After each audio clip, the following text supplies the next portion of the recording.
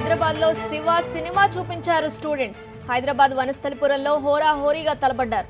రెండు గ్రూపులుగా విడిపోయిన ఇంజనీరింగ్ విద్యార్థులు రాళ్లు రువ్వుకున్నారు.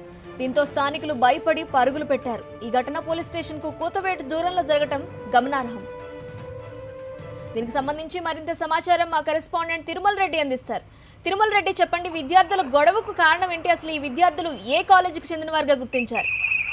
నీలిమ ఈరోజు సాయంత్రం 5 గంటల నుంచి 6 గంటల ప్రాంతంలో వనస్థలిపురం పోలీస్ స్టేషన్ పరిధిలోని వనస్థలిపురం కాంప్లెక్స్ వద్ద ఈ ప్రాంతంలో తరచుగా వివిధ ప్రాంతాలకు చెందినటువంటి యువకులు ఇక్కడ సాయంత్రం సమయంలో టీ కోసం ఎక్కువగా ఇక్కడికి వస్తుంటారు. అదేవిధంగా ఇక్కడ చుట్టుపక్కల యూత్ హాస్టల్ కి సంబంధించి కూడా 3-4 ప్రైవేట్ హాస్టల్స్ కూడా ఉన్నాయి. అయితే ఈ సమీపంలోని హయత్ నగర్, ఇబ్రాహీంపట్నం పరిసర ప్రాంతంలో ఉన్నటువంటి ఇంజనీరింగ్ కళాశాలలో ఇంజనీరింగ్ చదువుతున్నటువంటి విద్యార్థులు ఇక్కడ బ్యాచిలర్ గా కూడా నివసిస్తుంటారు. అయితే ఈరోజు హఠాత్తుగా 6 గంటల ప్రాంతంలో జనవాసాల మధ్య ఉన్నటువంటి ఒక 10 మంది, సుమారు దాదాపుగా 5 బైకుల పైన అక్కడికి చేరుకున్నటువంటి కొంతమంది యువకులు ఒకరిపై ఒకరు రాళ్ల వర్షం కురిపించుకోవడం జరిగింది. ఈ సంఘటనతో స్థానికంగా ఉండేటువంటి కాలనీ వాసులు తీవ్ర భయాందోళనకు గురవడం జరిగింది. ఒకనొక దశలో వాళ్ళు కాలనీ వాసులపై కూడా తిరిగి యత్నించారు. అయితే వాళ్ళని అడ్డుకోవడానికి వెళ్ళినటువంటి కొంతమందిని కూడా వాళ్ళు వారించడం జరిగింది. అయితే ఈ యువకులు ఏ కాలేజీకి సంబంధించిన వాళ్ళు, ఎందుకు ఈ గొడవ పడ్డారు, అదేవిధంగా వీరి మధ్య ఉన్న విభేదాలు ఏంటన్న దానిపైన కూడా పోలీసులు ప్రస్తుతానికి కేసు నమోదు చేసుకొని దర్యాప్తు జరుపుతున్నారు.